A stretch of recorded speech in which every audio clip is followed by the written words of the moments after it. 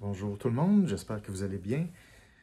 Je voulais prendre le temps de mettre l'accent dans cette vidéo-là sur une notion qui est bien précise, qui est l'évitement. Alors, je mets beaucoup l'emphase sur l'énergie, comment on fait pour avoir de l'énergie, comment on fait pour survivre dans des situations difficiles. Euh, et je pense qu'il faut absolument bien comprendre un phénomène, ça s'appelle l'évitement émotionnel, particulièrement l'évitement de l'anxiété. Alors, s'il y a une guerre à faire en ce moment, la vraie guerre, c'est pas contre le coronavirus ou quoi que ce soit d'autre. La guerre, c'est contre l'évitement, c'est-à-dire le processus automatique, souvent non conscient de notre cerveau. Alors, l'évitement survient quand il y a une cible anxiogène que le cerveau détecte, consciemment ou pas, parce que le cerveau détecte beaucoup de choses. La plupart des choses sont non conscientes. Ça peut devenir conscient. Mais le cerveau, quand il détecte une cible, aussitôt que ça fait générer un petit peu d'anxiété, le cerveau, à court terme, pour faire diminuer l'anxiété à court terme, il va éviter, c'est-à-dire soit mettre son attention sur quelque chose d'autre, ou soit mettre un bouclier pour nous protéger de cette cible-là. Il y a toutes sortes de boucliers que le cerveau fait. Il peut changer son attention de place, il peut aller se divertir, il peut essayer de se convaincre de toutes sortes de choses, il peut essayer de se rassurer avec toutes sortes de raisons qui sont bonnes ou pas bonnes, que ce soit du papier de toilette, que ce soit un argument, un petit article qu'on a vu quelque part, n'importe quoi. Le cerveau, par défaut, par survie dans l'instant présent, donc dans une perspective de survie à court terme, le cerveau, il travaille à éviter. C'est correct pour du court terme. Sauf que là, il ne faut pas voir la situation présente court terme, parce que ce n'est pas du tout de ça dont il est question. On parle de moyen à long terme. On parle de répercussions à long terme. Et donc, si on laisse notre cerveau faire ce qu'il veut de façon automatique, ça va être très chaotique et très grave parce que la détresse en général d'un humain et l'énergie disponible pour un humain est inversement proportionnelle à son niveau d'évitement. Ce que ça veut dire, c'est plus le cerveau, on le laisse éviter, plus ça tue notre énergie. Et donc, si on veut de l'énergie, il faut contre-attaquer, c'est-à-dire qu'il faut être en lutte consciente contre les processus automatiques d'évitement, c'est-à-dire l'évitement conscient et surtout l'évitement non conscient, c'est-à-dire qu'ils se glissent un petit peu dans le fil de notre pensée, puis ça, on fonctionne comme ça, on prend des décisions un petit peu automatiques comme ça, mais dans le fond, ces pensées-là, ces stratégies-là, ce sont des stratégies d'évitement. Alors, je vous propose juste de vous pencher là-dessus quelques instants, parce que j'ai mis beaucoup l'accent dans d'autres vidéos sur la nécessité de détecter des émotions négatives tôt. Pourquoi il faut les détecter? Pour être sûr de lutter contre l'évitement. C'est-à-dire, au lieu qu'il y ait des émotions, puis le cerveau, il s'en occupe automatiquement, puis il met ça en dessous du tapis, et ça tue notre énergie à petit feu, ben, au contraire, nous, il faut être proactif pour aller chercher les émotions négatives, alors que ce n'est pas relié à de la détresse, c'est juste une information négative, ce n'est pas dangereux. Et rapidement, on s'en occupe, on y fait face, donc on ne laisse pas le cerveau éviter et on crée un plan d'action relatif à cette petite émotion-là. Donc ça, c'est la méthode dont on parle. Alors, je réitère l'importance de faire des plans sans arrêt, d'actualiser nos plans, puis de se sentir équipé. Donc, plus on fait de plans sur des petites émotions, plus on est fort. Donc, plus les émotions deviennent intenses, plus ces émotions-là demandent activement un gros plan solide. Donc, et ça, il faut développer cette logique-là d'attaquer la vie de cette façon-là parce que souvent, ça fait comme un effet un peu exponentiel. C'est-à-dire, plus tu évites un sujet ou un enjeu sans plan d'action, plus les émotions sont intenses. Donc, plus les émotions sont intenses, plus le cerveau veut continuer à éviter parce que les émotions sont encore plus dangereuses, sont encore plus nocives et ils font encore plus mal. Donc, ça, c'est un cercle vicieux. Il ne faut pas céder à ce cercle vicieux-là parce que c'est ça qui crée la détresse humaine, c'est ce qui crée les troubles anxieux, c'est ce qui crée la dépression. Alors, la dépression est une conséquence d'anxiété élevée, prolongée, et c'est une conséquence d'impuissance prolongée. Alors, ça a été démontré dans la littérature des milliers de fois qu'on peut littéralement créer des dépressions comme on veut, c'est-à-dire en augmentant ce qu'on appelle l'impuissance acquise. Tu t'assures qu'un organisme, un rat, un chien, un singe, un humain, souffre et il ne peut pas éviter cette souffrance-là. Donc, on crée ce qu'on appelle une déplétion sérotoninergique. On fait crasher la quantité de sérotonine dans le lobe frontal et c'est ce qui crée la dépression parce que plus on est impuissant, plus la sérotonine chute. Et la sérotonine, c'est responsable de notre capacité à prendre des décisions, à faire des choix et en grande partie nos émotions positives. Donc, on a absolument besoin de notre sérotonine. Et pour avoir de la sérotonine, il faut que l'anxiété reste basse, c'est-à-dire en bas de 5 sur 10 minimum. Et donc, il faut être capable de faire un plan parce que le plan, c'est ce qui neutralise l'anxiété. Aussi, c'est démontré dans la littérature scientifique en psychologie clinique et en psychologie expérimentale que les gens qui ont une forte capacité à planifier, une forte capacité de résolution de problèmes, sont beaucoup moins à risque de dépression et c'est ceux qui se sortent le plus rapidement des dépressions. Donc, les gens les plus à risque de faire des dépressions, c'est ceux qui n'ont pas travaillé leur habileté de résolution de problèmes et de planification. Donc, pour ça, pour faire de la planification et les résolutions de problèmes, ça veut dire qu'il faut aller détecter une cible, il faut s'y attaquer. C'est la seule façon de générer une planification, une résolution de problème. Donc, quand on dit résoudre quelque chose, en premier, il faut y faire face. Donc, la façon de vivre, c'est on a hâte de faire face à tout. On a hâte de faire face à toutes les petites émotions et surtout quand elles sont à 1, 2, 3 sur 10 parce qu'ils ne font pas peur. Donc, c'est nous qui s'en vont les chercher avant qu'elles deviennent des monstres, finalement. Donc, on prend le leadership de ces émotions-là.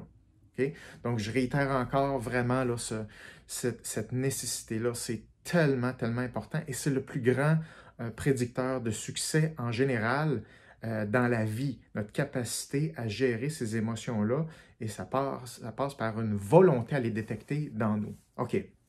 Maintenant, je vous dis que le cerveau, si on ne fait pas face à ces émotions-là puis on ne crée pas de plan d'action, le cerveau, il embarque sur un processus automatique d'évitement. C'est-à-dire, on met ça en dessous du tapis, mais ça s'accumule sur une espèce de carte de crédit émotionnel jusqu'à temps qu'on atteigne la limite et un huissier débarque chez vous pour vider la maison. Alors, c'est là où on souffre, où on tombe en maladie, en arrêt de travail, en burn-out, etc. On ne veut pas faire ça. Donc, c'est correct d'avoir une certaine carte de crédit, mais il faut être capable de payer nos bills régulièrement avant que ça fasse peur, n'est-ce pas?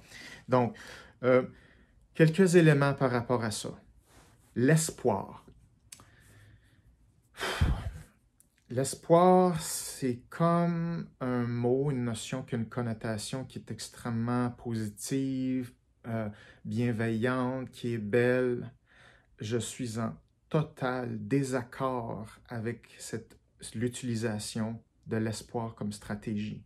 L'espoir est une stratégie d'évitement. Ce n'est pas positif. Là, vous allez me dire, ben là, c'est comme, je ne veux pas penser négatif, je veux penser positif, donc l'espoir, non. Alors, la seule et unique chose qui est positive pour un humain, pour un cerveau, ça s'appelle avancer. Ça s'appelle le mouvement. Une pensée positive, ça ne fait rien, absolument rien, à part si elle s'inscrit dans un plan décisionnel, un plan proactif, une planification ou une stratégie de résolution de problèmes. OK, j'achète ça. Mais ce n'est pas la pensée positive, ni la connotation ou la valence émotionnelle d'un mot, d'une phrase, d'une notion ou d'un concept. Tout ça, ça n'existe pas. Ce sont des mots. Ce sont des choses créées par le cerveau. Ça n'existe pas. La seule chose qui existe pour le cerveau, c'est est-ce que ça avance ou ça avance pas? Est-ce que je bouge dans une direction? Oui ou non? Et donc, c'est l'espoir ou les pensées positives ou les mots positifs, ce sont des pièges. Il ne faut pas céder à ces pièges-là parce que ça ne nous aide pas du tout. Au contraire, ce sont des béquilles, ce qu'on appelle des stratégies cognitives d'évitement d'anxiété. Donc, ma recommandation, là, il faut complètement oublier l'espoir. On oublie ça, OK? Ça ne fonctionne pas. Ça rehausse l'anxiété. Ce qu'on fait à la place, c'est qu'on fait un plan.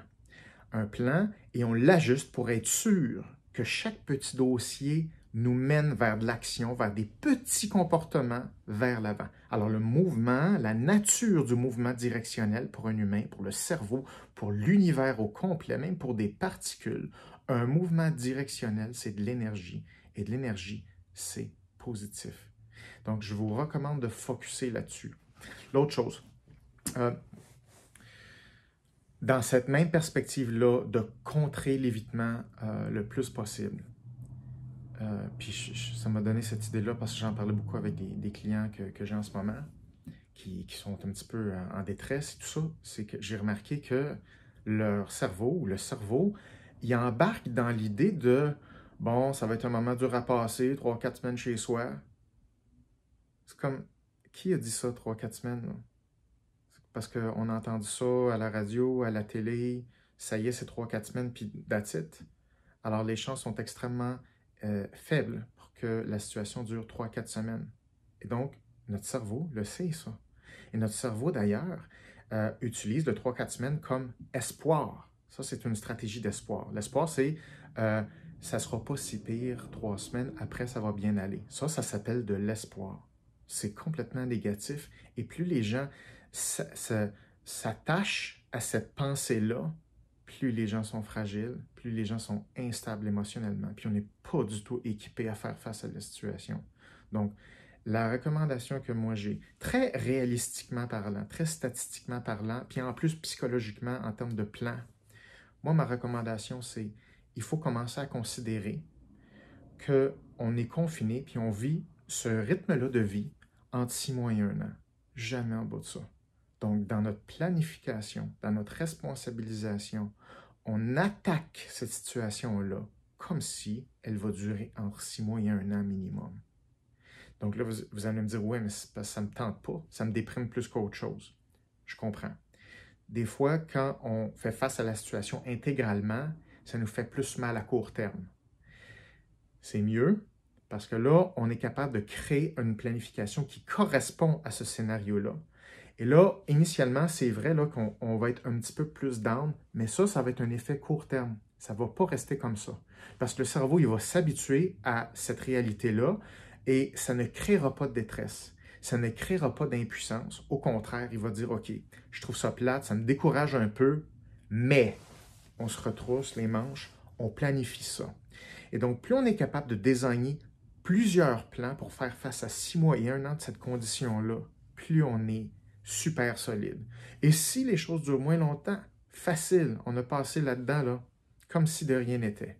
Mais prévoir, en fait, l'absence de plan, puis en plus se sécuriser avec une pensée qui est réconfortante, qui n'est pas tout à fait réaliste, ça nous garde extrêmement anxieux et c'est extrêmement dangereux parce que là, si on le voit là, dans 2 semaines qu'on n'est pas sorti du bois, dans 3 semaines, le cerveau, il sait qu'on n'est pas sorti du bois en 4 semaines. En quoi on vient d'améliorer notre condition? Au contraire, on vient de se déstabiliser une fois de plus. Donc, dès maintenant, on dit, entre 6 mois et 1 an, on est pris là-dedans. OK. Donc là, on n'a pas le contrôle là-dessus. Et là, on va désigner des plans en fonction de cette situation-là. Et ça nous rend beaucoup, beaucoup plus solide. C'est ce que je recommande à tous mes clients et tous mes clients à qui, et qui ont commencé à le voir comme ça, à accepter ça, à désigner leur vie comme ça. Je dirais, là, en 48 heures, là, tout de suite, ils sentent là, le retour de l'énergie. C'est comme, OK, on avale la pilule, on va s'en sortir, puis non seulement ça, on va trouver la façon d'être heureux là-dedans. Mais pour faire face à ça, pour trouver un plan qui fit avec la situation, il faut nommer la bonne situation et pas l'espoir. Donc, ma recommandation, c'est qu'il faut absolument neutraliser l'espoir. Pas de place pour ça. On s'approprie le maximum de contrôle possible. On fait le maximum de plans et on fait un plan qu'on aime.